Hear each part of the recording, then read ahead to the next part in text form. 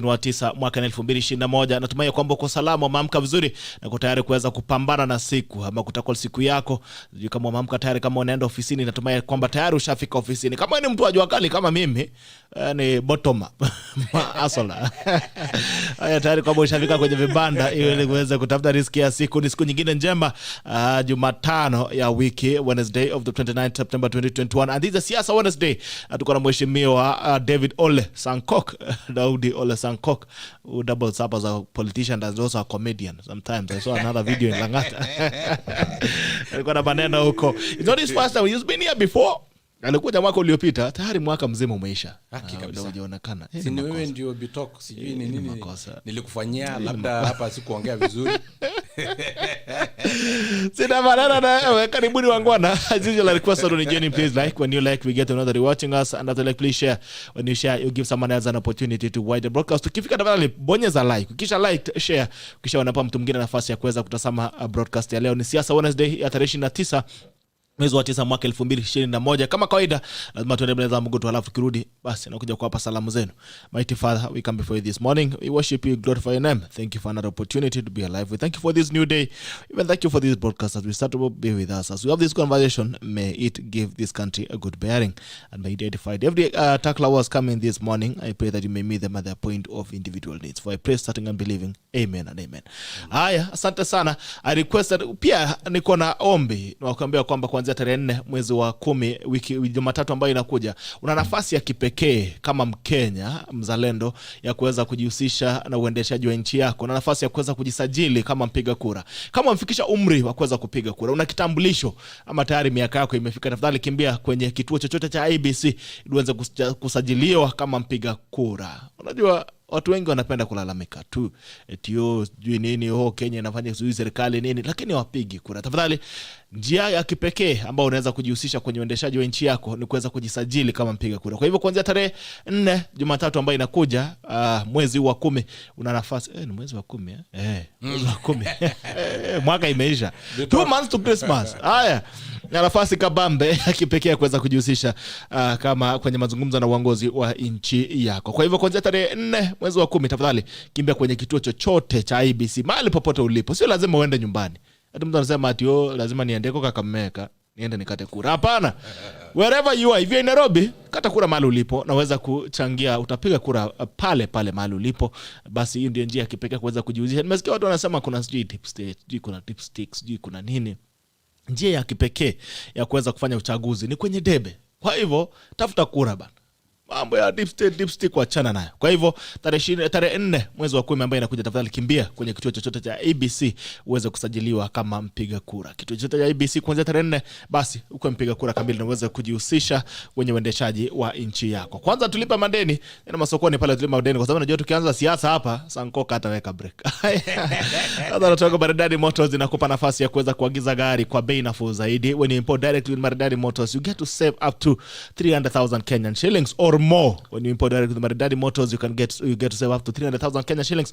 Kwa hivyo kimbia pale Maridadi Motors ama kimbia www.maridadimotors.com uweze kuona magari yapi ambayo yako kwenye offer, which cars on the website, uweze kuchagua gari yako maridadi zaidi, alafu unaweza kupata gari kwa bei nafuu zaidi na kwa njia rahisi zaidi, na gari yako basi inakufikia kwa njia shwari kuliko njia nyingine. Pia you can invest your money. If you have some money that's lying somewhere, you can invest in the investment model, that's import to sell model, where you get to invest your money and you earn up to 15% returns. There's nowhere else you're going to get such a deal. This is what happens. They import the car under your name, because not all of us can sell cars. SANKOK kana kapesa ameka mali, lakini hizo uza gari haizi chinja kuondoa tena Narok, haizi chunga ng'ombe. Kwa hivyo lakini anaweza uza gari kwa niaba kupitia Maridadi Motors. Unaweza unawekeza pesa yako pale, alafu unaweza kupata faida ya 15% on every investment that you put in. Maridadi Motors as well gives you an opportunity to save for 2 reasons. If you are saving for an asset, you can save money up to 50% of the value of the car. Alafu gari inakuja unaiendesha ukilipa ile asilimia nyingine ambayo imebaki ya 50%, na pia inakupa nafasi ya kuweza kuwekeza pesa. If you are saving as a culture, kama unataka kuwekeza pesa yako akiba mahali, can save the money as well as Maridadi Motors account. You get to earn up to 15% returns as well on the investment that you put in. Maridadi Driving Academy also gives you an opportunity to be a Maridadi driver, to be the best driver in town. Kimbia pale, see Maridadi Driving, see driving school, Driving Academy. Kutoka hata unaweza endesha ndege lakini usijaribu. Haya, kama pia unajenga kama ndugu yangu hapa Ole SANKOK anajenga mansion huko nasikia Narok. Sasa natoka wapi ya kujenga my friend?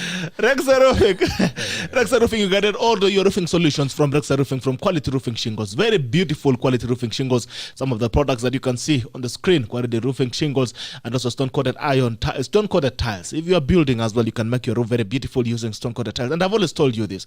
I can guarantee you, I don't know where you'll be in 50 years, but I can guarantee you that if you build with Rexa Roofing materials, come on, take a shingles, come on, take a stone-coated tiles, basi I can guarantee you that in 50 years, your roof will still be there. I cannot know where you will be in 50 years, but I can guarantee you that your roof will still be over your head. Kwa hivyo kimbia pale Rexa Roofing, www.rexaroofing.co.ke uweze kununua ama kureserve shingles yako maridadi zaidi, safi zaidi, quality roofing shingles na pia stone coated tiles. And if you're also building, you need to harvest water. Wale naona Nairobi kila siku kunanyesha, lakini unalipa bili ya maji ya juu. Kwa hivyo you can have a safe water for use by using new PVC water harvesting gutters from Rexa Roofing. Rexa Roofing roofs your world. If you're also doing flat roof, there's a trend that's coming in these days. You want to build a flat roof house, you can waterproof using waterproofing materials from Rexa Roofing, waterproofing membranes or waterproofing liquid all the way from Rexa Roofing. The best thing as well is you can build your house slowly. You're planning to build in another 6 months. You can start paying for your roofing materials. Pole pole. Unaenda pale 10,000 unaweka pale kwa wiki ama kwa mwezi unaweka 20,000. Green. Iko green kabisa. Bas. Hiyo inaitwa Roman profile. Bas. Ya green safi kabisa. Hiyo naona inakutosha kabisa na nyumba yako inaweza toka maridadi. Nimeona. Umeona? Ndakupeleka. Alafu unajua unaweza lipia pole pole. Bit by bit. Unalipia pole pole, alafu basi ukishamaliza unapata roof yako ama paa lako liko tayari kuweza kukupa furaha zaidi. Nyumba safi ni kuhakikisha kwamba uko na paa ambayo imeng'ara zaidi. Asante sana Rexa Roofing, www.rexaroofing.co.ke, ama wapigie simu kwa nambari ya simu ambayo utaiona .com, ama wapigie simu kwa nambari ambayo utaiona pale kwenye screen. Rexa Roofing roofs your world. Haya, watu wa Airtime pale, Swift Airtime, kimbia baby number 325325, account number ni nambari yako ya simu. Na pia kama una mzigo ndao kuisukuma, ni zigo pekee ambao anaweza kuhakikisha kwamba mzigo wako inafika kwa njia shwari zaidi. Haya, wacha nisalimia wangwana kidogo ndio nikuje kwako mheshimiwa. Na bwana Mungu alita continue, anasema morning team tackle tuning in from Convent United Kingdom, good to be part of this morning Siasa Wednesday. Please ask mheshimiwa, UD as a brand is okay, work with Nyanza and Coast affiliates political parties, but now from the mountain just need to understand why. Okay. Kipkoske Bundati tuned in from Kapsabet. John Dicky Wanaina, good morning all, good morning to you. Keep quiet, keep.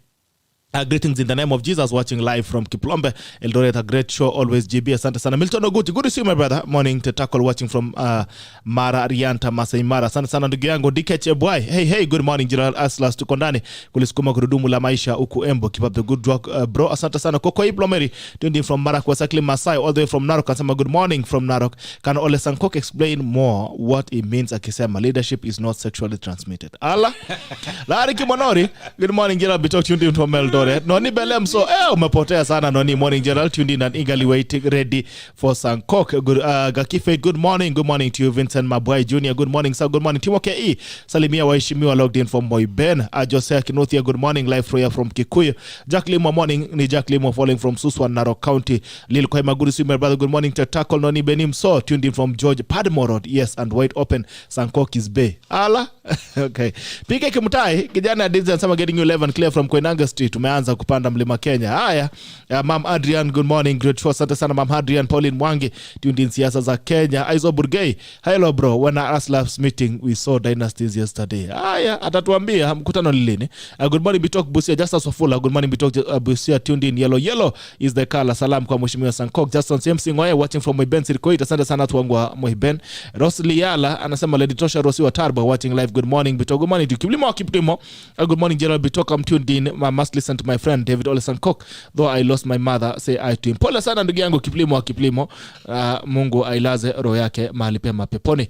Faid Jacob Nono, morning tuned in from DS. Chepchitir Kuto, good to see you Chepchitir, ulikuwa umepotea. Good morning GB tuned in. Fred Kirui, Gerald uliogopa siasa Moiben, niko ndani. Haya. Msinitishe bwana. Haya. Victor Samuel, good morning Bitok. Bele Mso anasema ati dipstick unaharibu akili. Unaniharibu akili wewe. No, even Mso is still early in the morning. MC Abraham Omondi, great show ever. It empowers me as a young journalist. Thank you so much. Alex Van Pasi, tafadhali naomba uniulizie Mheshimiwa SANKOK, mbona ulisema ukipata mke zaa na yeye watoto wengi haraka haraka, na maisha ya saa hii ni ngumu sana? Naomba jibu hiyo swali.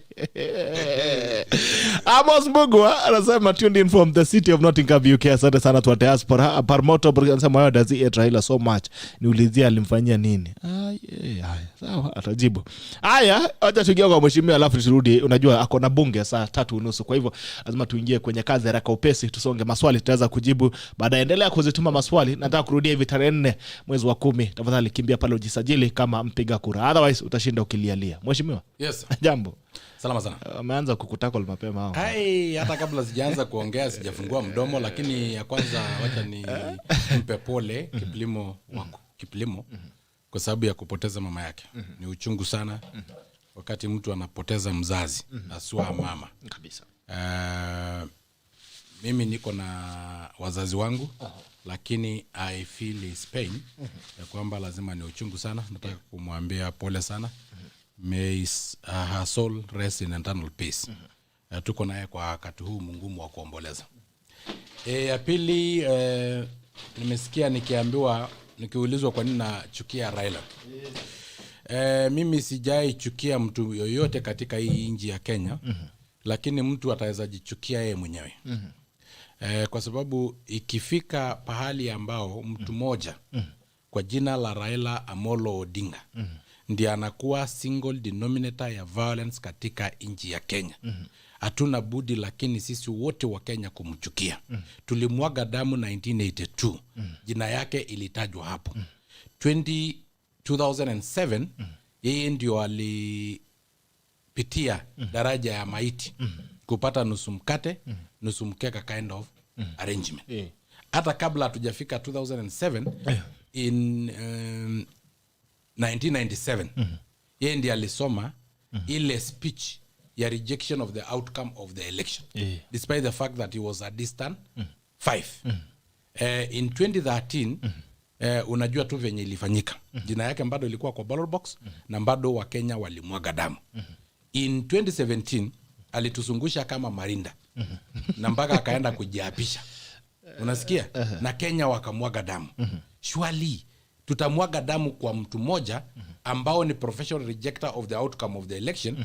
Kila siku anasema hajashindwa. Kwa hiyo nataka kuniambia kuanzia 1997, 2007, 2013, 2017 Raila hajaishindwa? Kwa sababu anasemanga yeye tu ndiye anashinda. Na lazima tupigane kwa sababu ya mtu mmoja. Hakuna wakati moja ambao Wakenya walipigana kwa sababu ya mtu mwingine.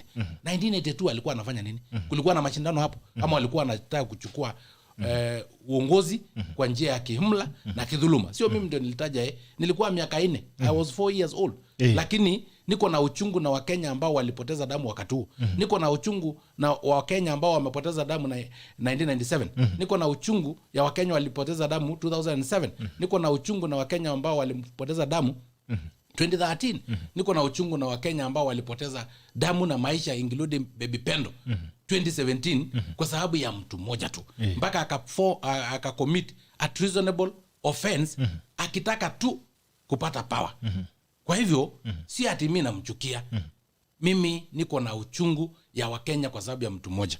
In 2002 bahati ya Mwenyezi Mungu jina yake haikuwa kwa ballot box. Ilikuwa jina ya Uhuru Kenyatta na kina Kibaki na kina Peter Kenneth na kina Martha Karua. Lakini hao wako wangwana. Wakati walishindika na Kibaki akaendesha serikali mpaka 2007 wakati huyu mganga tena akamuingilia na tutakokuwa na problem. Sasa itakuwa ni mtu mmoja ndiye ana cause mashida katika nchi ya Kenya. Angalia wa Kenya, ndugu yangu Bitoko. Kabla ya uchaguzi sisi tuko mandugu. tuko biashara pamoja. Saizi wewe Bitoko uko hapa, wewe ni Mkale, mimi ni Masai. Hii kijana mwingine nimeona ni Jaluo, mwingine nimeona ni Mturkana, mwingine nimeona ni Mkamba. Sasa hao wote tumechanganyikana kwa hii room. Hatupigani. Lakini wakati ambao matokeo ya uchaguzi siasa ikianza, sio siasa ikianza hata tunafanya siasa pamoja. Hata kwenda kupiga kura tunazindikishana kwenda kupiga kura. Lakini wakati uchaguzi matokeo inakataliwa na imekuwa ikikataliwa na mtu mmoja, ama uniambie mtu mwingine mwenye ameshaikataa matokeo ya uchaguzi katika nchi ya Kenya. Hakuna mwingine. Hata kina Jomo Kenyatta hawajaikataa, hata kina President Moi hawajaikataa. Moi alikuwa na support Uhuru 2002. Akafukuzwa kama umbu ambao amekula mandazi siku ya Krismasi. Mpaka State House wakati alikuwa anatoka, Sally Kosgei alimwaga machozi. Alilia. Lakini akasema kwa sababu ya Wakenya ili wasimwage damu.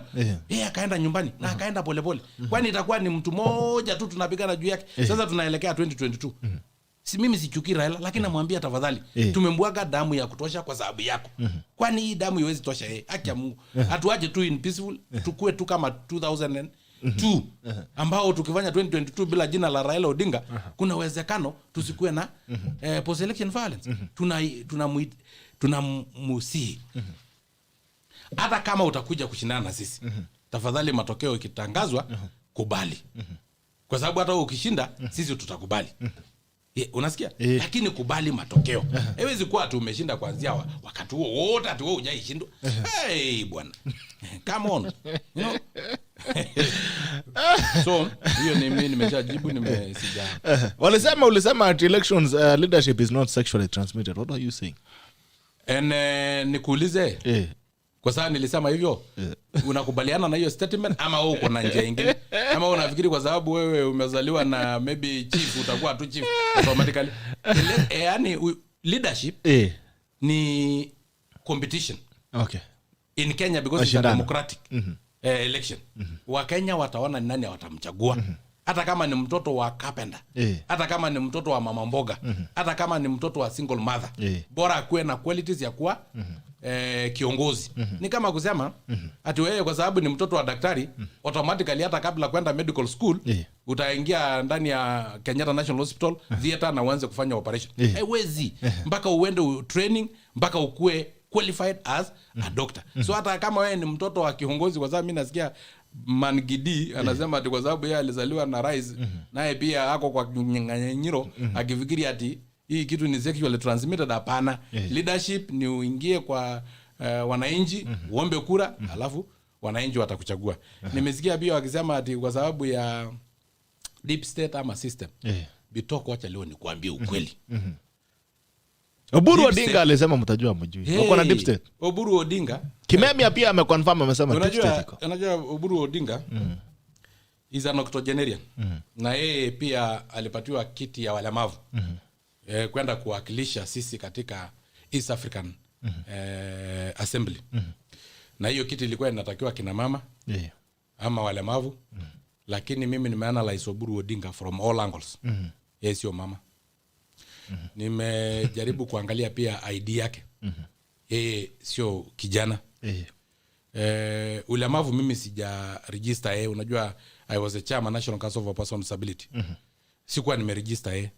Lakini ikiwezekana kuwa ako na disability ambayo iko hidden, kama disability of doing what men do, then hiyo sasa mimi siwezi jua hapo.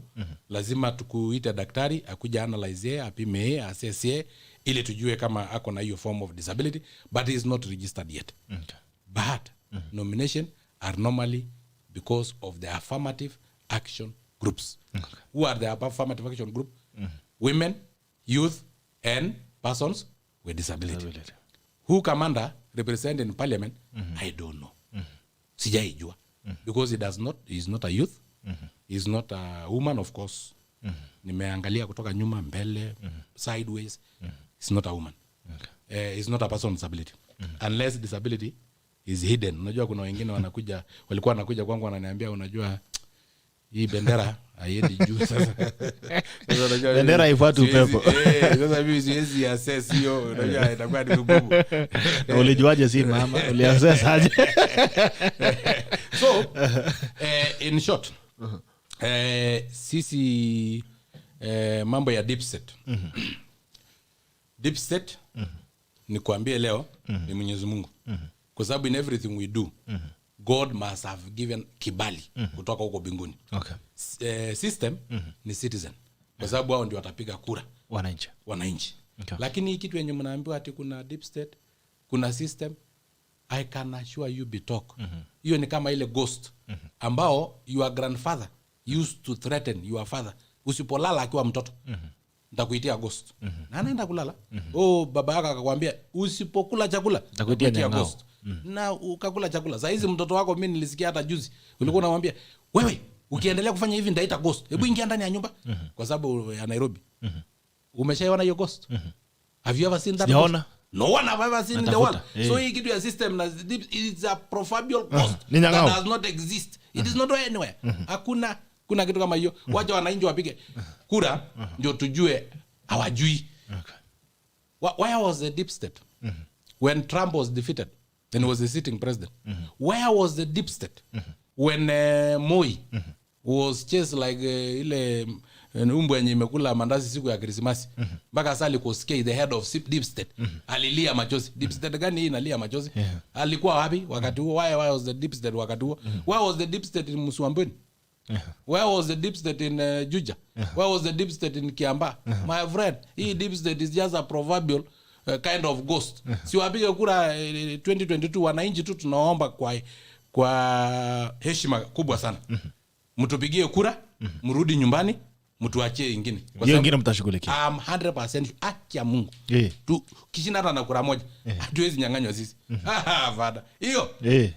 I can assure tukishindwa azasla sisi ni azlas. Tutarudi tu kwa hustle tu ile kawaida yetu. Tutarudi kuchinja mbuzi. Mimi naenda kuchunga ng'ombe pole na nichinje mbuzi Osim country loin uuze. Unasikia? Ruto ataenda kuendelea na kuku yake na auze hiyo mayai. But I can assure the citizen of this country wakituchagua hata tushinde tu na one vote amweze hiyo tunaingia state house mara moja 50+1. My friend. Kwani walikuwa wapi wakati tulikuwa tunachukua ya Kiamba? What did they do? In fact, let me tell you. Yes. Ukitaka kujua tuko confident kabisa na tuko na guarantee ya kwamba hatuwezi nyang'anywa. For the first time in the history of the world, the ruling party, which is my party Jubilee, ilikuwa inaenda kotini complain mambo ya election ya Kiamba ati imeibiwa. Wapi kwa dunia mzima umeshaona serikali ruling party sitting ruling party inaenda kotini kusema kura imeibiwa? Hiyo Wakenya imefanyika Zambia. Uliona rais wa Zambia juzi alisimama akasema the elections are not free and fair. Kwa hivyo si mara ya kwanza tunasikia pale Zambia pia. Unajua ilitangulia Kenya sasa ikaenda Zambia. Unajua hiyo sababu Kiamba ilitangulia are transmitted, you know. Some of these things are airborne. So nafikiri waliambukiza hiyo Kazumba serikali mzima kwenda kwa nini kura imeibiwa walikuwa na imeibiwa. Haya, kuna swali hapa ambayo nafikiria pia ni swala nyeti. Kuna mtu anauliza kwa nini other regions UDA imekubali ya kwamba they'll partner. Juzi naibu wa rais alikuwa pale Nyanza Migori akasema ya kwamba ako tayari kufanya kazi na bado akija na chama chake. But now in Central Kenya they're insisting that one party must work, which is UDA only. Do you see some level of disconnect there? Bitok. Yo si alisi yangu ni ya Mungu alito continue kutoka United Gerard Bitok. Yes sir.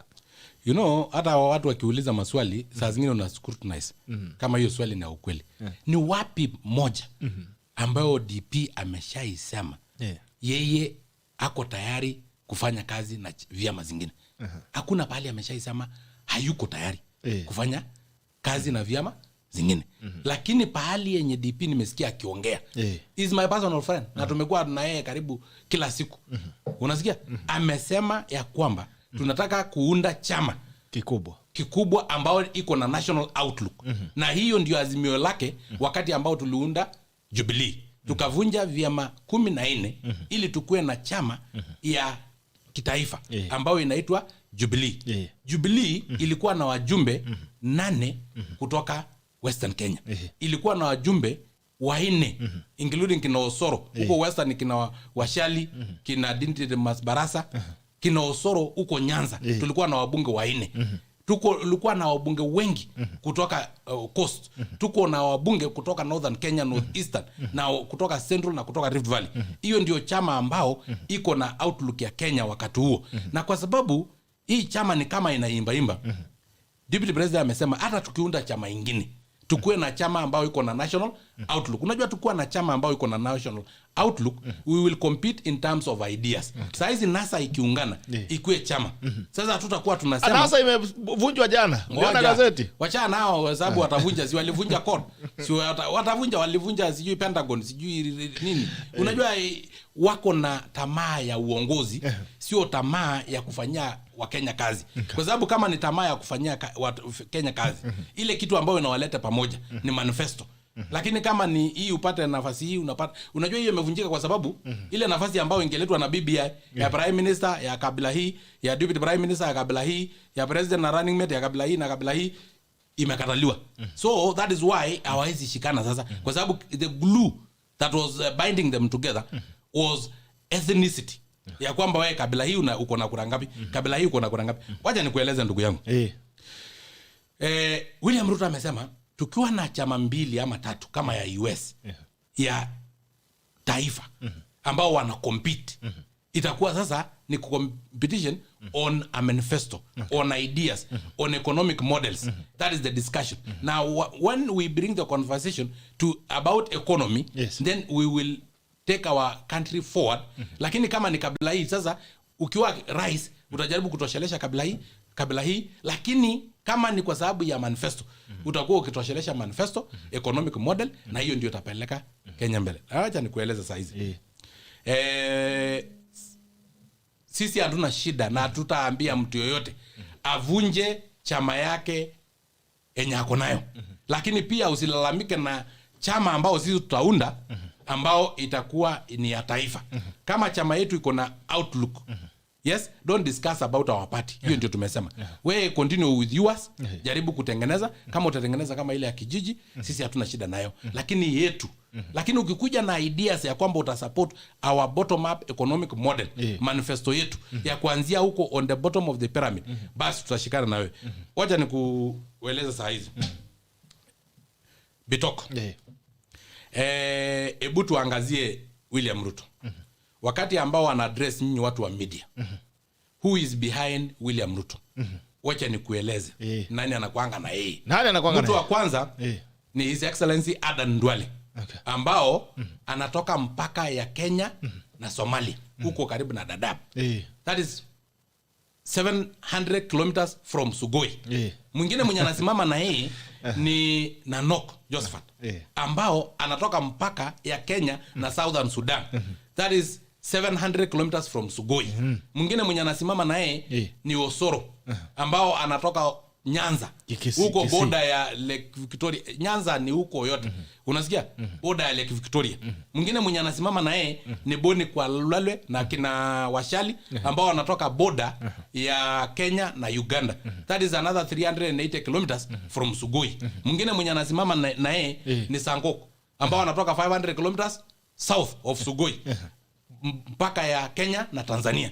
Mwingine mwenye anasimama na yeye ni Kamani Ishungwa na kina Rigathi na Ndindi Nyoro, ambao wanatoka Central Kenya. That is another 420 kilometers from Sugoi. Na mwingine mwenye anasimama naye ni Jichopevu, that is Mohamed Ali na kina Aisha Juma na kina Mbaya, ambao wanatoka Kilifi. Mwingine anatoka Kwale mpaka ya Indian Ocean. That is 1000 kilometers from Sugoi. That is a national outlook. Unasikia? Sasa let us dissect kamati ya tuungane tusiangamie, kamati ya roho chafu. Let us go to Mudavadi. Mudavadi, ukiona Mudavadi aki-address media, nani yako nyuma yake? Sivula, Malala, Sakaja, who will be his running mate? Those guys live in a radius of 7 kilometers from each other. In fact, they can walk to this boma, waende kwa ile boma, wachinje mbuzi, walk kwa ile boma. They live in that is not even a regional party. That is a clan party. Hebu tuende kwa Raila. Nani anasimamanga behind Raila? Hata juzi alienda Mount Kenya. Nani alimpokea? Landes Wanga, ambao anatoka Homa Bay. Mbadi, John Mbadi, mwenye anatoka pia Homa Bay. Orengo, ambao anatoka Siaya. Kulikuwa pia na Omolo Otiende na Otieno Kajwang. Hao ndio wako nyuma yake. these guys live in a radius of 25 kilometers from each other. Unasikia? Hiyo is an ethnic political party which have ethnic balkanization.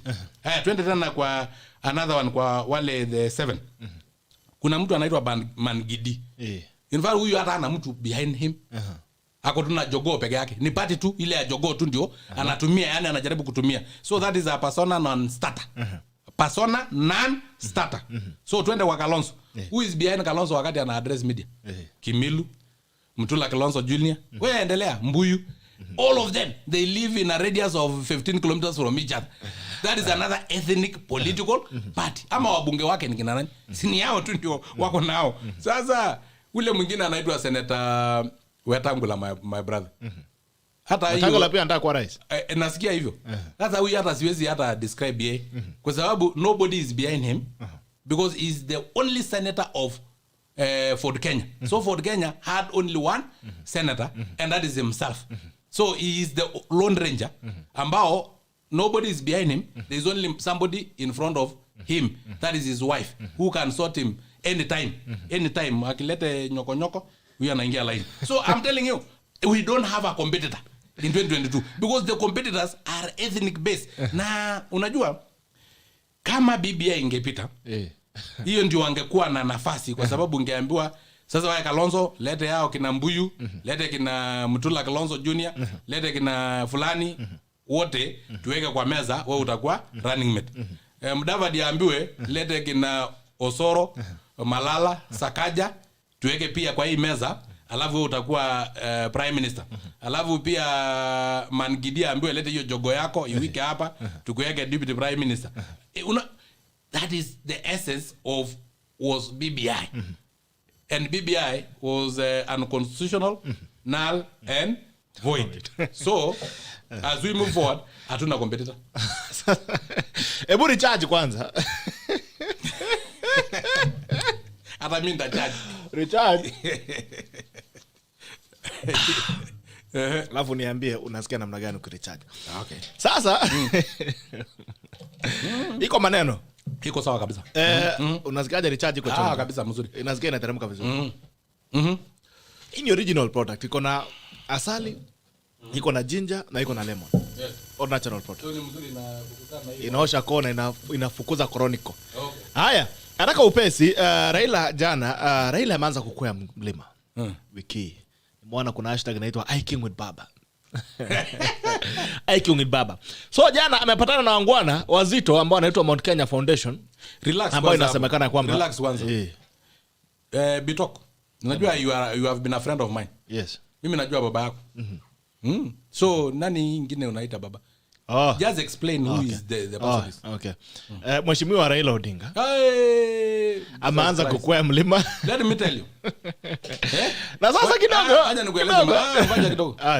Unajua kwa hii dunia na nataka kusi wananchi wa Kenya. Niko na baba wawili tu. Baba ambao alinizaa mzazi. Ambao siwezi mvua nguo kwa kuita mtu mwingine baba. Na baba aliyo mbinguni. Ambao siwezi commit blasphemy kwa kuita mtu mwingine baba. So which angle are you calling another octogenarian baba?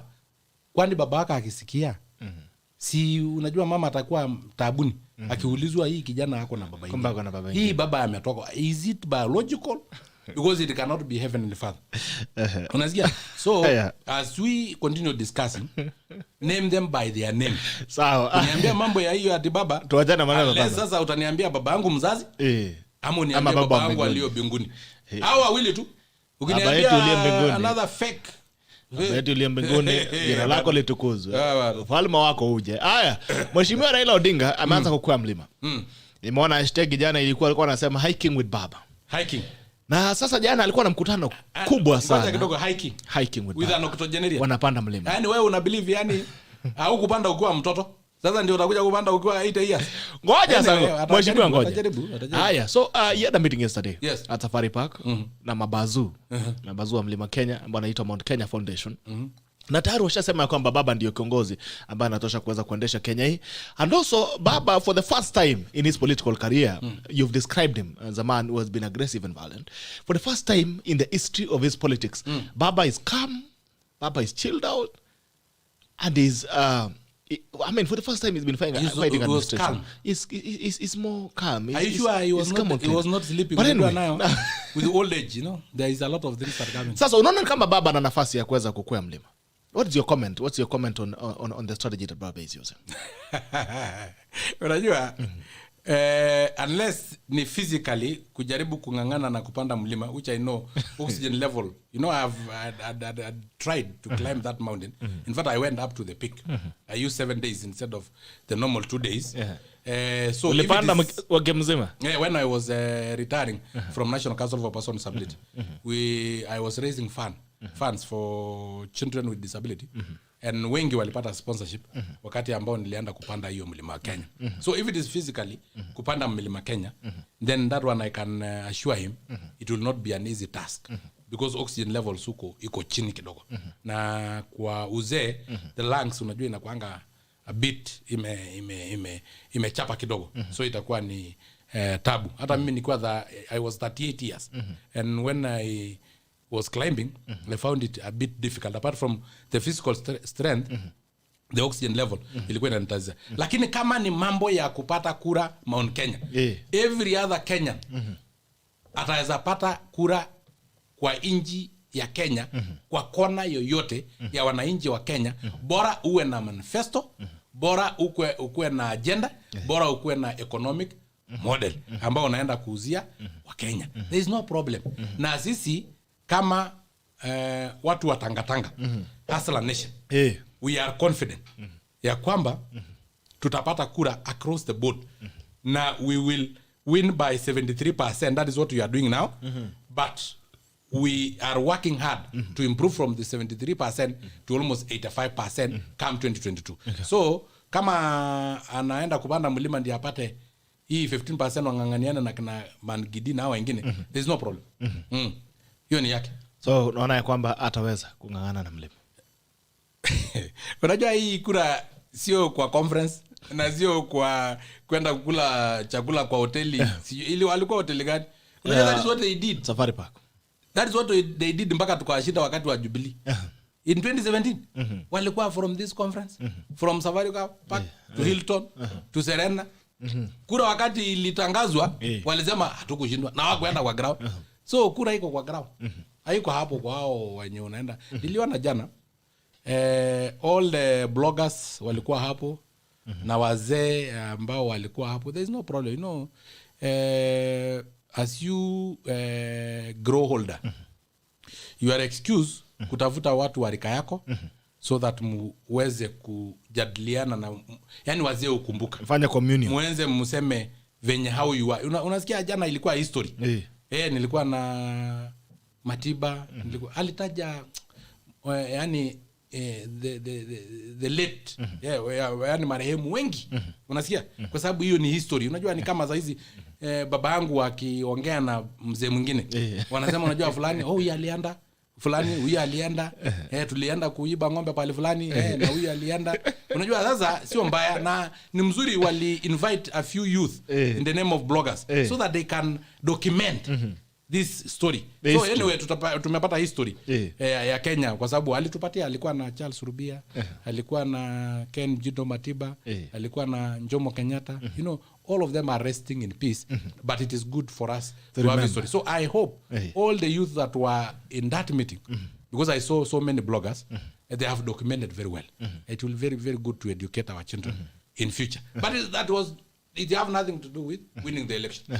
Haya, nikimaliza mjadala ya Mlima Kenya na baba, niseme baba Raila Odinga. Mlima Kenya na Raila Odinga. Nimejaribu kutafuta rafiki yangu hapa ambaye alikuwa pale. Nimeona ametoa ripoti yake Irungu Nyakera. Gavana wa Murang'a. Gavana Murang'a. Ambaye gavana mtarajiwa Murang'a. Na nimeona ametoa ripoti yake. Ya kutoka siku hiyo. Nataka tu nisomee watazamaji ili waweze kuwa wajue ni nini liendelea pale. Haya, Irungu Nyakera akasema hivi: Yesterday I attended the meeting of Mount Kenya Foundation meeting hosted Yesterday I attended the Mount Kenya Foundation meeting hosting Raila Odinga. As a fence sitter, I met 3 observations. Number 1. Yes, he said he has declared himself a fence sitter. I didn't know. Haya. As a fence sitter, I made a 3. Wewe ndio utamkaribisha. Karibu kabisa. 3 observations. 1, the consultative meeting did not entertain a single question or comment from attendees. How? It's therefore evident that prior meetings had been held by the relevant Mount Kenya functionaries, quote in quote, and attendees were only invited to endorse the minutes of those meetings. That is observation number 1. Observation number 2, by Rungu Nyakera, the list of speakers missed out on youth and women. Only one woman spoke. Raila said youth lack experience and that's why they should remain patient as the leaders speak to them. Observation number 2. Observation number 3, by Rungu Nyakera, Raila's message was dry and don't work for the majority of the youth. Youth aren't interested in what happened to Jaramogi, Ochieng Oneko, and Kenyatta in 1948 and even 1952, or even the fact that Kikuyu, Embu, and Meru people had to carry stamped passes to move around the country. Youth want someone to speak to their current struggles of joblessness and hopelessness. That is observation number 3. He made 3 observations. So his conclusion is, my conclusion is that Baba has now been demystified and looks electable even in Mount Kenya. I also think Baba is not a bad man, but the people selling him don't mean well for him. They are not in touch with Wanjiku. He should fire them and find new advisors. Good morning and avoid throwing stones. I'm only a fence sitter. Do you have any comments to make on that? The first observation, what was the first observation? The first observation did not entertain questions. Yes. What did I tell you even before you read that one? He was there to give us history. Okay. He was there to tell us about the lates. Well, ambao wameshaenda, they are resting in peace.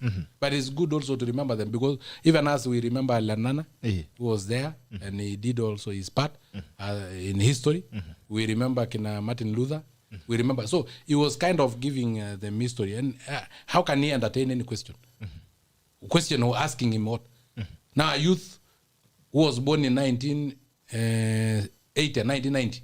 What question do you have for an history that happened in 1940? It's not, no. So the other one was that there was no woman who spoke. Yes. Women were not in the mainstream of leadership those days, apart from Wangu wa Makeri. You know? And Wangu wa Makeri was dealt with by men, by impregnated. I think you remember the history.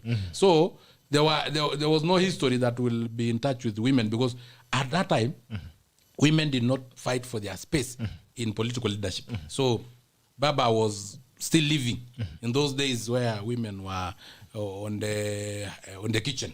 Yes. So it is. What was the third one? The third observation, number 3. Observation number 3, number 2. It was the list of speakers of umesema hiyo. Number 3, Raila's message was dry and don't work for the majority of the youth. Weren't interested in what happened to Jaramogi, Ochieng Oneko, and Kenyatta in 1948. Are they all alive? The ones that we have mentioned there. Are they alive? I think they are dead. I think they are dead. They are resting in peace. Sure. And they are so resting in eternal peace. Now, that is what he can tell us. You know, when we say, huyu mtu ni wa kitandawili, now you see. Tukisema hii ni mtu wa Yakaya Bunwasi, now you can see. Because at the moment, we are going to an election. We need to hear an economic model that resonates with the youth. We want to hear what will happen. See what they did with the BBI. They said, youth, the only thing you'll get as youth is tax holiday. Yani, we will waive the taxes that you pay for 7 years. By the way, that was legalizing 7 years of tamaki. Because youth were not paying taxes in the first place because of lack of jobs. So if you tell a jobless youth, ndakusamea taxes, unamsamea nini? Hana, youth needed job opportunities, not tax holidays. They needed job opportunities. Now see, what was in BBI? Prime Minister, Deputy Prime Ministers, all those ones are for leaders. 7 new constituencies, ya viongozi. CDF, ya viongozi. World Development Fund, ndio ile mheshimiwa kidogo pia apate kakitu. There was entirely, the whole document was a document of deceit that was entirely about leaders. So it will not resonate. Let me tell you, when this person you call Raila came to us, because I still doubt if there was no discussion of handshake before 2017. Atuletea uganga na vitu zikafanyika yenye mimi sijaona kwa ulimwengu. In 2017, our election was named null and void. Yes? Null And void. and void. Meaning my president is null And void. and void. That is according to Maraga. Everything you have done, even the CAS's position, tangu hii Raila hakuji, null and void. Unasikia? The position of Mbadi, is it Saddam Hussein, who is the NMS? I don't know, director or chairman or whatever, sitting in cabinet. It was declared null and void. The child of firstborn of BBI, or handshake, which is BBI, was also declared null and void. So absolutely almost everything that we did after him is null and void. And we have been chasing the wind. You know what will have been not null and void? It will have been the big four agenda. Okay. Hiyo ingekuwa null and void. Ingetengeneza kazi ya youth. Lakini kwa sababu anyway, we wish him all the best in his retirement because we will forcibly retire him in 2022 using the ballot. Haya, hivyo ndio mlisema mnamtuma Bondo lakini hako kwa serikali. Using the ballot. Sisi kwa nini mnataka kutuma baba Bondo na anataka kukaa Kenya hii? Haya. Bondo ni Kenya. Unajua wewe nominated leader. Yes. Kuna kitu nataka ucomment kwake. Kuweza kureplacewa replacement of Mheshimiwa Prengei. Nimeona alireplacewa na Mungwana kutoka pale Nyandarua na Prengei alikuwa anatoka kwa jamii ambayo inaitwa jamii ya wachache, the minority. Alikuwa anarepresent the minority. The whole cake. Nasikia you can count them with your fingers. Hivi, the whole community. What do you feel about that? Because you also nominated to represent a certain constituency. You know, what do you feel about the replacement? I sympathize with the Ogeki. And our Jubilee Party was not known for such. Even though if we follow kidogo slightly, hizi vitu wametunyang'anya kwa muda mrefu. Na the best person to have replaced an Ogeki was another Ogeki, or at least somebody from those minorities tribes, because there are others like in Emolo. So if we got somebody from Emolo, it will be understandable. But the biggest tribe in Kenya, representing the position of the smallest tribes in Kenya, I think it was not in good order. Na nimekueleza hata saa hizi nomination normally are top up seat for affirmative action groups. I've asked you, who does Honorable Commander represent in the National Assembly? The affirmative action groups are women, youth, and persons with disabilities. I have even told you, I've analyzed Commander from all angles, behind, in front, and whatever, is not a woman. I have also seen his ID. It betrays him because he's an ID of an octogenarian. I have also tried to dig out my records in the National Council for Persons with Disability. He's not a registered person with disability. So who does he represent? Who does Oburu represent in Iyala? Who does the son of Kalonzo represent in Iyala? You know, hawa watu wanajuana kwa vilema. Yes? Wakipata position yoyote, either ni ya ndugu yako, dada yako, ya relative, yes, ya mtu wako, they don't care about the true representation of the affirmative action group. So to me, it is sad, to say but the least. Okay. It's sad that it is somebody from somewhere representing, replacing the late Prengei. May his soul rest in peace. Haya. Sawa, haya tusonge pia. Ezra Chiloba jana ameappointiwa kama DG wa Communication Authority of Kenya. Yes. Nimeona kuna jana Twitter niliona kina anaitwa nani yule ambaye alikuwa commissioner wa IEBC. Yes. Ule mama ambaye alitoroka Kenya. Yes. Amesema ya kwamba kuna mpango wa kuweza kuriga elections kupitia kwenye transmission lines. What's your feeling? Do you think there's any plan to rig elections? First of all, elections rigged. Chiloba is a very young man, whom then the usual culprit of the professional rejecter of the outcome of election, the single denominator of violence in Kenya, Raila Odinga and company, ndio walisushia waka complain, you know, there have been changing the electoral body throughout. And that is why the career of such a young man, promising, was also almost brought to a halt by the usual culprit. You know, he brought to a halt the career of Kivuitu. We don't know if it is through that stress that he passed on. May his soul rest in peace. He brought to a halt the career of Isaac Hassan because of his large appetite for power. He brought to a halt the career almost of Chiloba. So when they resuscitated his career, I only wish him all the best. The issue of rigging an election, you know, there is an article, there is somewhere in our constitution that surely made sure that there will be no rigging in election in any case. You know, where all election results are counted and announced at the polling station. Okay. Sasa, everybody will be having the results. At the even before they transmit to wherever they want to transmit. At the polling station. So, bwana tumesoma bana. Tuko tulifanya mathematics. And by the way, I scored an A in mathematics because there was no A+. So I can add results from Musambweni, from Juja, from Kiamba, from Narok, and you know, all the polling stations, and get the number that I'm supposed to get. What I can assure Kenya, sisi hatuwezi nyang'anywa. Tuke hata kwani karabati namna gani? We will have the results. You remember we announced the result of Kiamba before even they announced that hii ndio tuko nayo.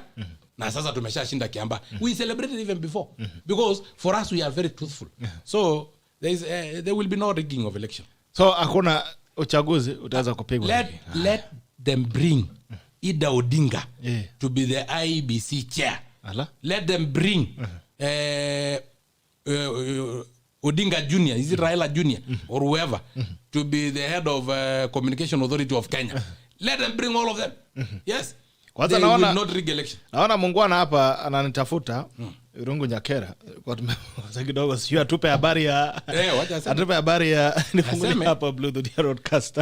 Sema ingiza naona namtafuta kwa simu, acha tuone inakwaje. Tumpigie simu atuambie maneno yuko na I'm telling you my brother, it will be sweet in 2022. Haya.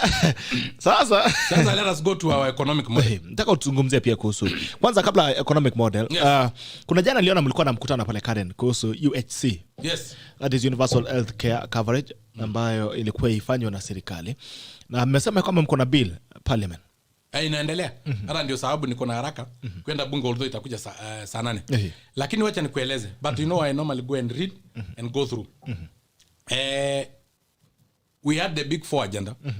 One of them was universal healthcare, affordable housing, food security, and manufacturing.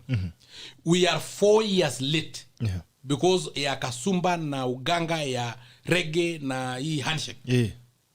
And by the way, Kenyans, we should be fearful of anything called the handshake. Because it seems there is one single denominator of violence in Kenya whose hands must be greeted before we become peaceful. Let us reject in Jesus' name that name. Nasikia kama nitapata huo Mungwana. Yes.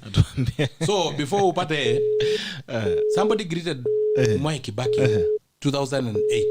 We became peaceful. So was the cause of violence. He greeted Uhuru in 2018. We became peaceful. So who is the cause? So tumejua chanzo ya violence in Kenya. Tumejua mwenye anamwaganga damu bila kusalamia mkono yake. Ati lazima tutaendelea kumwona. Lakini don't you think those are very serious allegations, Mheshimiwa Sana? Which allegation? Is he the only Kenyan? Okay. There have been Matiba, there have been Martha Karua in the ballot box, there have been Uhuru Kenyatta in the ballot box. Unataka kusema hao kwa sababu Uhuru alishindwa, unataka kusema yeye hakuwa na allegation? Yeye angesema labda kura imeibiwa. Kwani kura ya Raila tu imeibiwa? Kwani yeye ana macho yake inawanga wapi? Akisemanga tu kura inaibwa throughout. Yaani unataka kuniambia 5 different elections. Kura inaibwa hata wakati ambao 1997 he was a distant 5.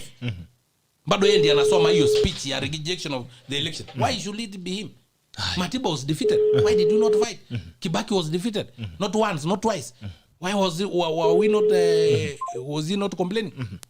Lazima ni mtu mmoja. Haya. Na mbona akisalamiana kule inakuwa ijaibwa, akipata position kidogo kama prime minister in 2008 kwa saa hizi, kwa sababu tuko na chance ya kuhakikisha kwamba kuna universal healthcare by making sure that we have capitalized NHIF.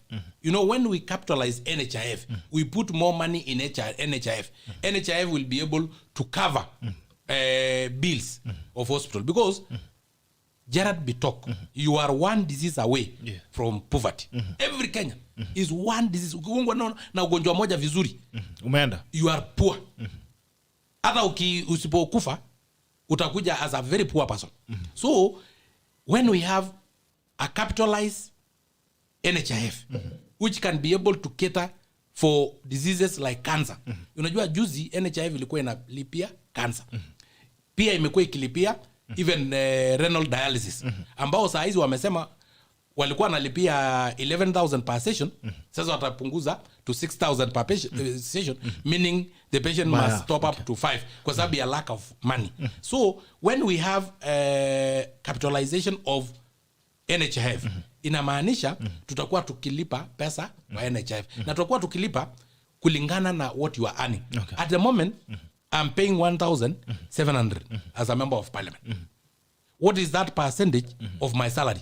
It is 0.00017. Unasikia? But mama mboga analipa 500. Mwenye ana earn approximately 5,000 in a month. Sasa una earn 5,000 in a month. 510% of your salary is taken to NHIF. Are you not seeing inequalities there? So tunataka ikue, tukisema ni 2%, ikue ni 2% of my salary. 2% of the salary of the president, which is 2 million, is 400,000. Ndio atakuwa akilipa. Kama NHIF. Are you getting? Kama NHIF. So wale matajiri, wale watu wenye wana earn pesa mingi, wataweka pesa mingi kwa NHIF, na NHIF itakuwa na pesa mingi ya kulipia watu hospitali, including wale wenye walikuwa wanalipa 500. Kwa sababu sasa ukiwa na NHIF card, haijalishi kama umelipa nini, ukienda hospitali unatibiwa tu kwa sababu uko na hiyo card. So we are trying to balance so that wale ambao wana earn mingi waweze kulipa, so that our brothers and sisters wenye bado hawajabarikiwa kwa wakati huu, wenye wako bottom of the pyramid, bas the hustlers, waweze pia kuwa wanatibiwa na wasikuwa unajua wengi saa hizi wakipata corona wanakufia kwa nyumba kwa sababu wanasikia corona you have to give a deposit of 600,000. They are scared away. Unasikia? But when we have NHIF working properly, sasa wewe ni kadi tu. So I'm telling you, everybody will be going for medical services, na kila mtu atakuwa accessible to medical service. That is one of our big agenda, big four agenda, which delayed for 4 years courtesy of Rege na BBI na the null and constitutional document. Okay, sawa. Sasa, you know, there is this thing called economic models. In the world, you can either use any of the two economic models. The trickle-down economic model and the bottom-up economic model. Since independence, we have been using the trickle-down economic model, which have not worked, and I will tell you the reason why. The trickle-down economic model is where we invest in terms of money and in terms of law to the big corporate. Ile company kubwa like Safaricom, like KQ, like Zoe Sugar, like Kengen, like Kenya Power. Tuna invest pesa mingi hapo ili waweze kuajiri watu, waweze kulipa ushuru na waweze kufanya corporate social responsibility. Tuna invest pia sheria. Sheria investment ya kwamba we make them monopoly. Like now, the production of electricity is monopolized by Kenya Power. Unasikia? That is why the bills are expensive and so on. Every government officer who is traveling is forced to use KQ. So tumetengeneza sheria ya kufavor how in the competitive market. And by doing so, we thought they will employ youth, they will pay taxes, they will do what we call corporate social responsibility. But unfortunately, in Kenya, those big corporates have been avenues for corruption. Let me give you an example. KQ. KQ have always been declaring losses. Yes. So when you declare losses, you don't pay taxes. It have always been laying off workers, so it does not even offer employment. We don't have any corporate social responsibility done by KQ. Do you know KQ? They only own around 2 aeroplanes. The rest of the aeroplanes are owned by Mabunyenye wa serikali, who rent those aeroplanes at exorbitant prices. That is why KQ will never make profit. Small airlines are making profits. Unasikia? When you wanatafuta customers kama beba kama bodaboda kama matatu beba. Lakini hao wa KQ, the law is made to force all government officers to travel in and outside of this country using KQ. Okay. Now, because of monopoly, they charge very expensively. That is why the trickle-down economic model have been failing. Now we are saying, ile pesa ambao tulikuwa tunapatia KQ, kuresuscitate, ile ambao wako na madeni. Now, can we have hiyo pesa tukipatia biashara kidogo kama ya mama mboga? You know, hiyo pesa 34 billion yenye tumekuwa tukipatia KQ, it can support 1 million small businesses. Ya bodaboda, ya kiosk, ya mama mboga, ya M-Pesa shop. It has a support 1 million of them. If you support 1 million new businesses, it means 1 million new taxpayers. It also mean 1 million new employers. Kwa sababu utaweza fungua M-Pesa shop na uajiri kasichana mmoja mwenye atakusaidia. Utaweza nunua bodaboda na uajiri kijana mwenye atakuwa akiendesha usiku, wewe ukiendesha mchana. In a 24-hour economy. So we are saying hiyo pesa tutaweza weka uko chini. We are not saying we'll get money from somewhere else. The money that we have been using to sustain KQ. Let me give you another example. 80 billion ambao tumeweka katika expressway hii ya Nairobi. Hiyo expressway wewe unajua inasaidia kina nani? It is only 21 kilometers. When last were you in the airport? Kitambo sana. Unaweza kwenda dakika moja tusikie umungona. Mimi naendanga once in a month, sawa? Mheshimiwa. Sema. Jambo governor. Mzuri sana mambo. Salama sana. Nimekutafuta asubuhi. Pole miss your call. Okay. So you are live, your call is live. And I wanted your comments on yesterday's meeting that happened at Safari Park. I don't know if you have any comments to make. I saw you had done a synopsis of sorts, or a breakdown of sorts. You know, being a fence sitter, you're beaten from all sides. Kwanza nimeshtuka nimeona fence sitter. Fence sitter kwanza ni kusema nini?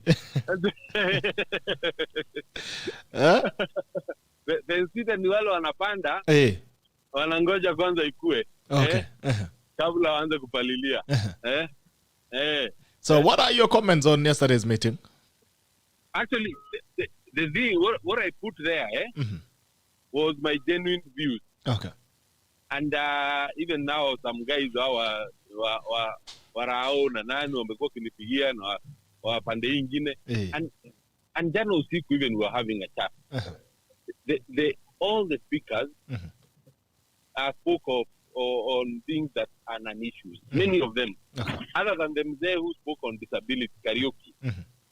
The others, there's a guy called Mungai, spoke for 35 minutes about Molo, about 2007 TV.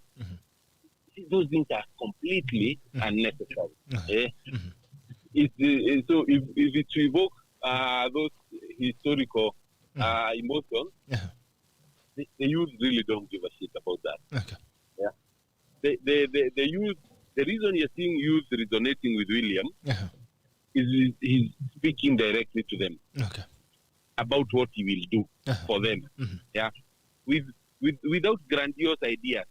Unajua grandiose watu walipatiwa before. Na hazijaenda mahali. So when you tell people specifically loans zitapunguzwa. Hii maneno ya hata hiyo ya wheelbarrow, mama mboga, nini. You see, that's something that these guys wana resonate with.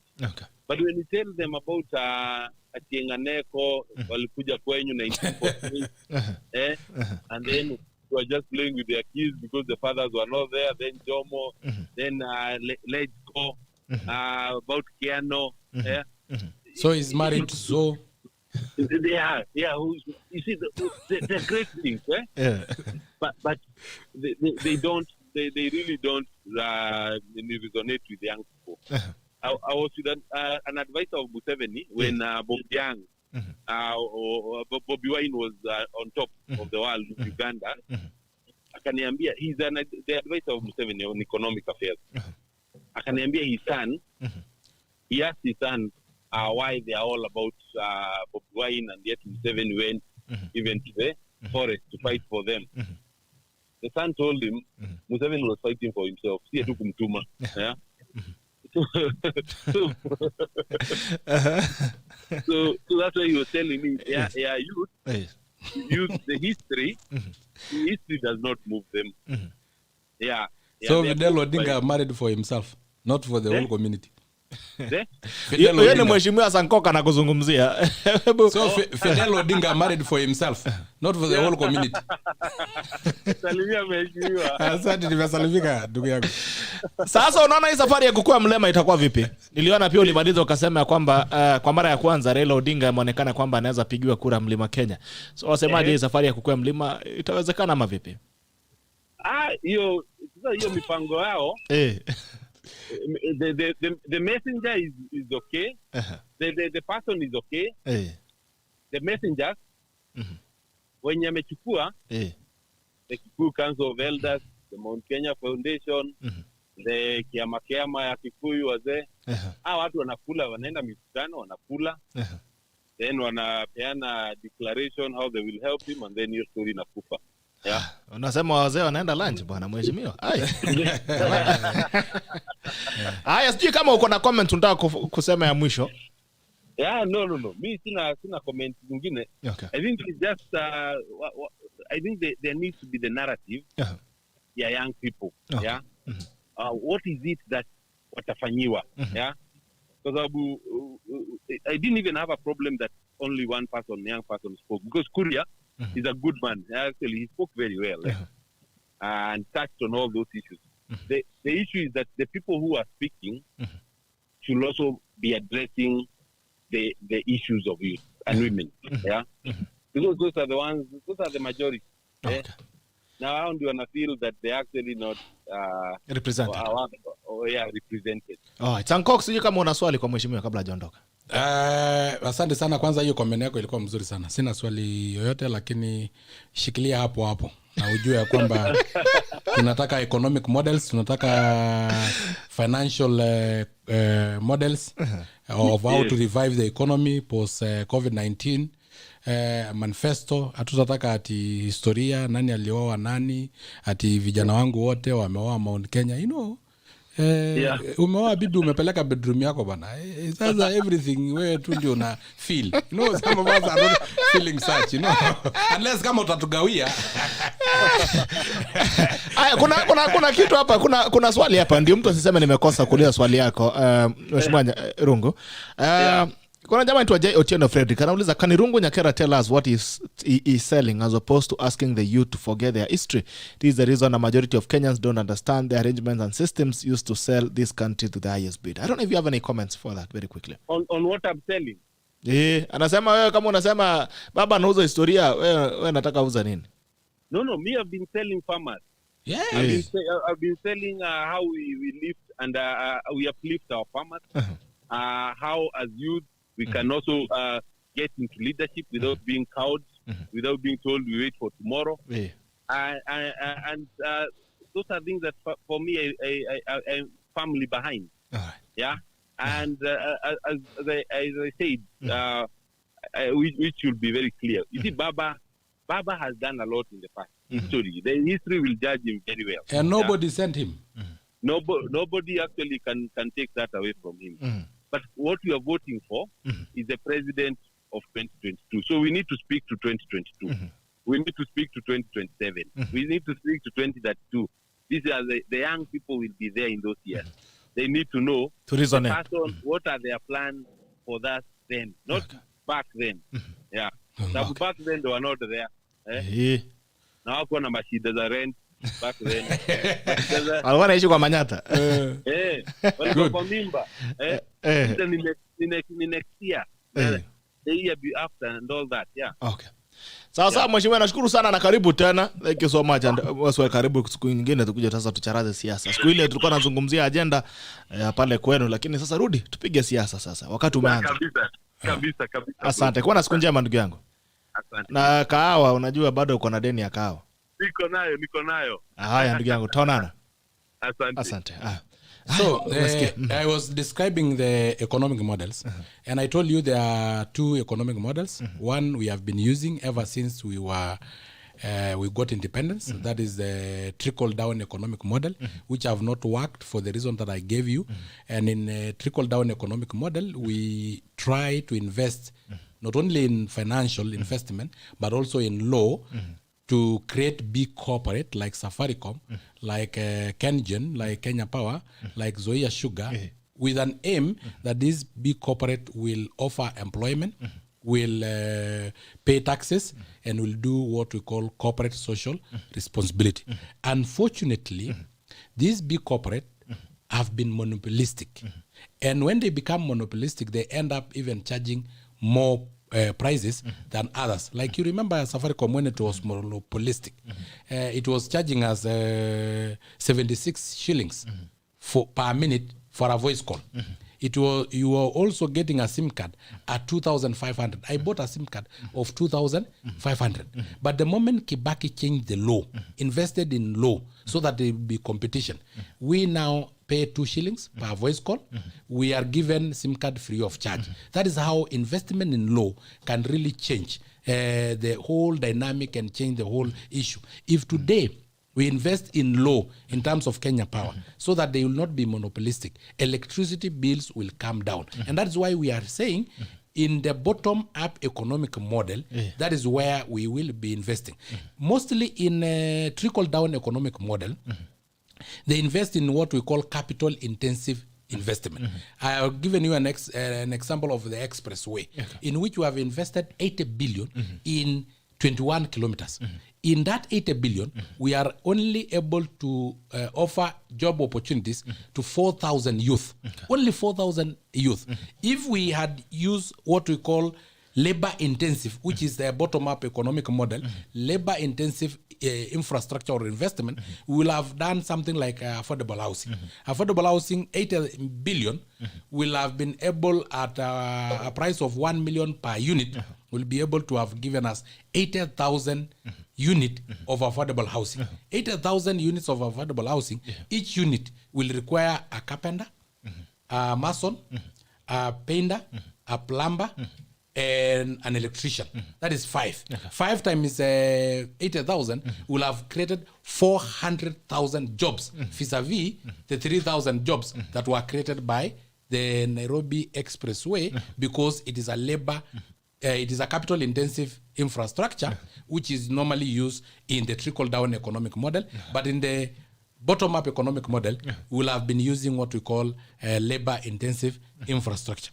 In the bottom-up economic model, we'll invest in law to the small and medium enterprises, including even micro enterprises. Let me give you an example, Bitok, because you are intelligent and you have been to even America. Our hawkers here are treated like terrorists. They are clobbered left and right. They are beaten. And they are doing a genuine business. Yeah, they are earning genuinely. They are not stealing money from KEMSA. They are not stealing money from Mafia House. They are not COVID billionaires. But they are selling their merchandise in our streets because they cannot afford to pay rent.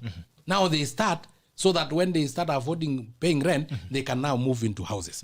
Now, in America, we still have those hawkers. You have gone to New York, in the capital city of the world, Manhattan, yes, where World Trade Center is, you will find hawkers in those streets.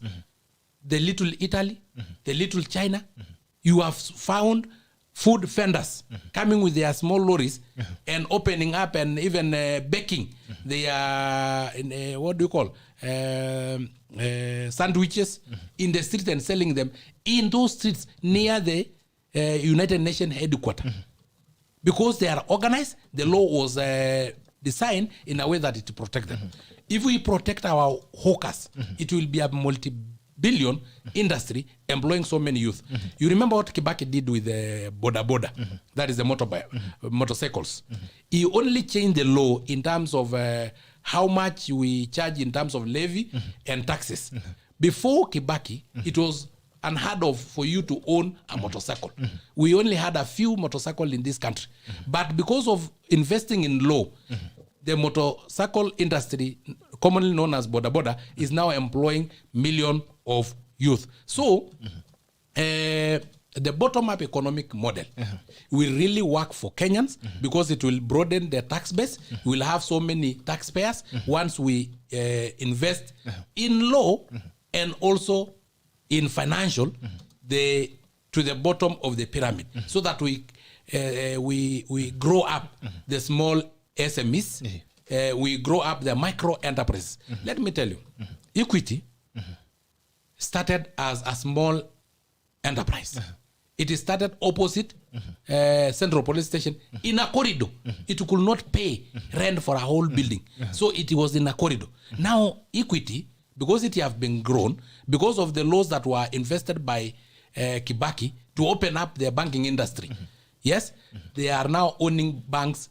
Equity is owning banks even beyond our borders, Uganda, Tanzania, Rwanda, Congo, Southern Sudan, and so on. So even these small enterprises that we are seeing, they can grow.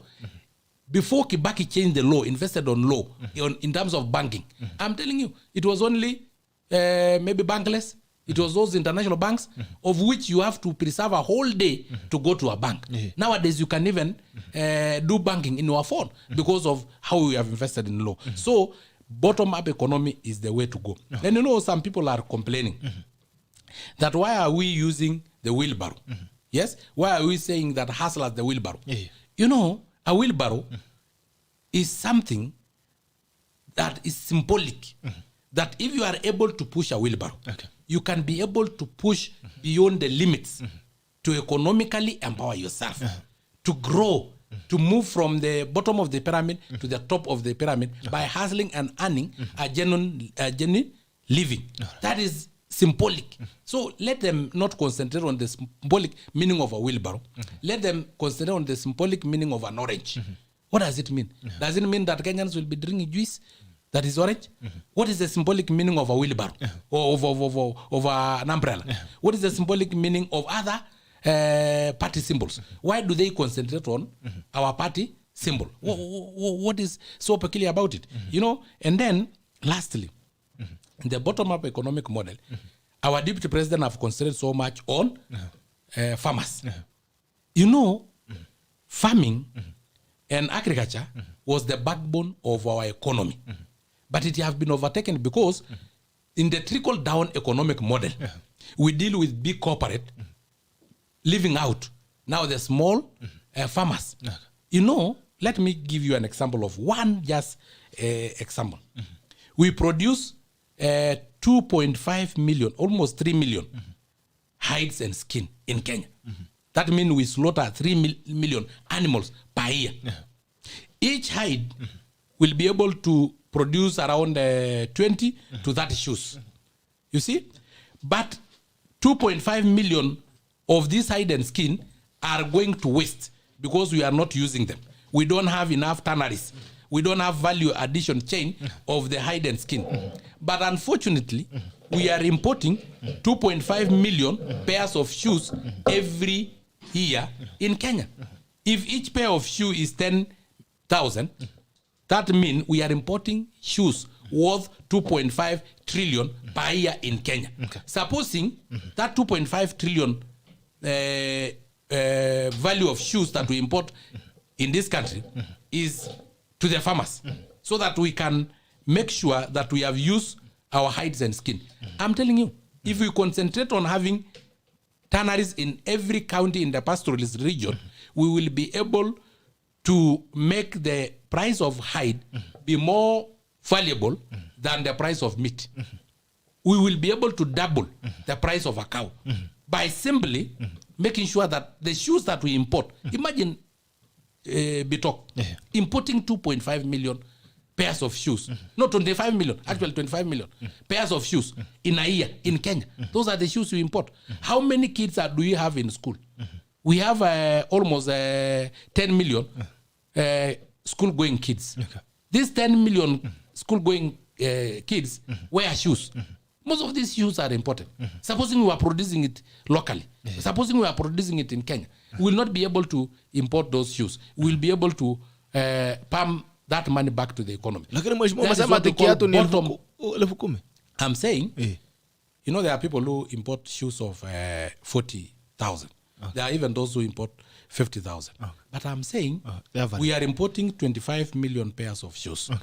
If we give an average of 10,000, kumaanisha kiatu hii yangu ya 1,500 na ile yako ya 3,000 na ile ya DP ya 50,000 inaletwa pamoja average inakuwa 10,000. Inakuwa 10,000. So if it is 10,000, then 25 million pairs of shoes will be 2.5 trillion. This 2.5 trillion is the money we are sending outside. Yet our budget is only 3 trillion. If we can pump that money down, this one we can only do through what we call bottom-up economic model, because we will concentrate on those cottages that produce shoes. You know, why don't we have shoes produced in Masailand? Yet they have hides and skin. Wanachinja kila siku. Why don't we have wallets produced in Masailand? Why don't we have bells produced in Masailand? Because we are concentrating on KQ. We are concentrating on big corporate through what we call trickle-down economic model. We want now to change the narrative so that we concentrate on farmers.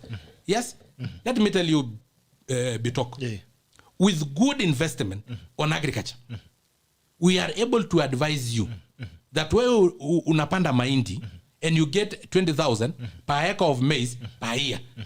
Why don't you plant avocado? If avocado can give you 50,000 per acre per year, so that you use the extra 30,000 to purchase maize. Unasikia? Nilisikia nyinyi wakale mlikuwa mnasema ati hakuna uji ya avocado ati ya kunyamazisha mtoto. You know that thinking. You know kama uko, kwani wewe unapanda mahindi ndio upate uji ama unapanda mahindi kwa sababu unataka pesa? So if pesa utaweza patiwa na avocado 100,000 instead of 20,000, then you can use the balance to buy maize from Uganda, to buy maize from Brazil, na upikie mtoto wako na unyamazishe na uji, and you'll still get the same value. So we are saying we'll invest on farmers in terms of advice and financially. Unajua watu wakisikia sana tukisema tutainvest kwa small enterprises, wanasema pesa inatoka wapi? Ile pesa tumejenga nayo expressway ilitoka wapi? Ile pesa ambayo tunafufua nayo KQ kila wakati ikikufa tunatoanga wapi? Ile pesa yenye tunafufua nayo Zoia Sugar inatokanga wapi? Why don't we give this money to the farmers themselves directly? Why don't we, why should I, if I want to fufua Zoia Sugar, why should I give Zoia Sugar as a government money to go and give to the farmers? Why don't I tell him, bring the list of the farmers, I give the money? Yes, why should it be through another party? So, Bitok, William Ruto have Kenyans at heart.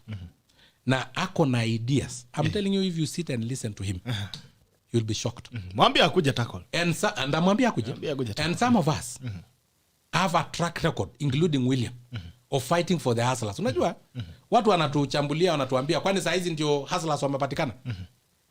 Tell me, when we went for rural electrification, was it not for hustlers? Wewe Bitok ulikuwa unahakisha stima ukiwa hapa Nairobi. Ule mtu wa rural area huko pahali ulizaliwa, akikuja Nairobi anasema naenda huko boma ya mataa. Kwa sababu they used to know electricity is only for the president, the members of parliament, the county commissioner, na town. Lakini tukasema hata hao hustlers wako huko bila pesa, hata kama nyumba yako ni ya matope, utahakisha stima ndani ya nyumba ya matope. Was it not a hustler movement at that time? Ya kwamba wewe ukuwa na nyumba ya gorofa, akisha stima. Wewe kama Mungu amekupatia nyumba ya matope, akisha stima. Sisi wote tuko equal. Mimi nilisuspendiwa University of Nairobi when I was against parallel degree program, when they introduced commercialization of education. Wakati walikuwa wanasema an A without money become a C, a C with money become an A, and you can study whatever because you can afford. When they were charging 600,000 per year to study medicine, nikasema haiwezekani. 3 assassination attempts, I was suspended. Who was I fighting for? And yet I was already in regular program. Ningemaliza masomo yangu. I was even suspended. It's only Kibaki that gave me amnesty. That is why I went to finish up my degree. Bure ulikuwa umeenda?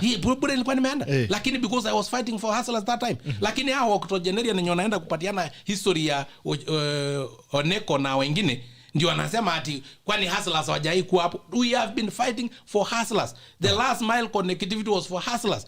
The rural electrification was for hustlers. Hii maneno ya kupinga parallel degree program na commercialization of education was for hustler.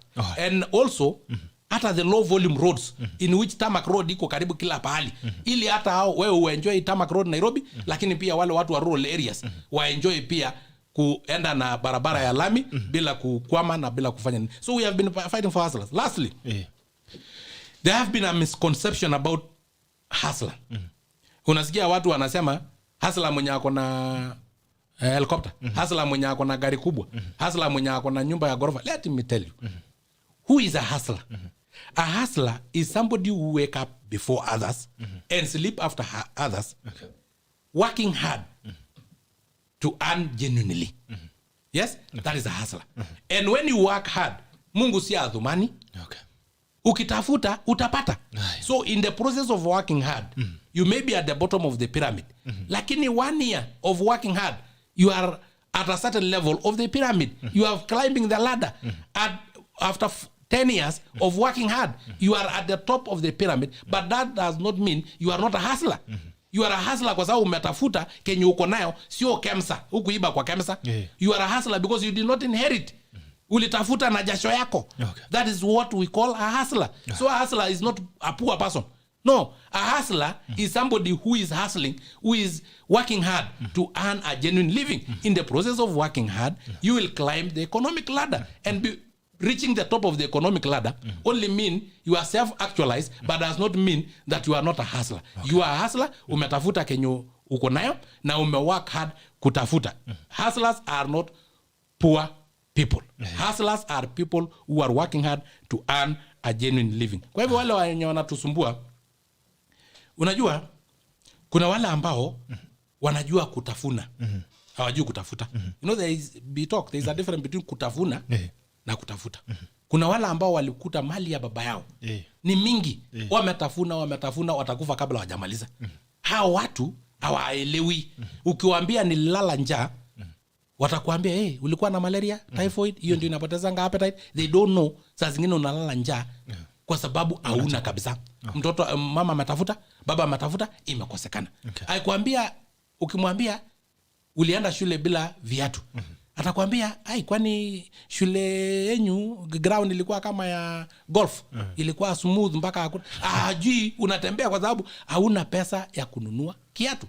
William Ruto is on record one day akiwa Turkana evangelism, akienda kuhubiri, alipata pastor mwenye ana viatu, akatoa viatu yake huko Turkana, akampatia, alirudi mpaka Sugoi bila viatu.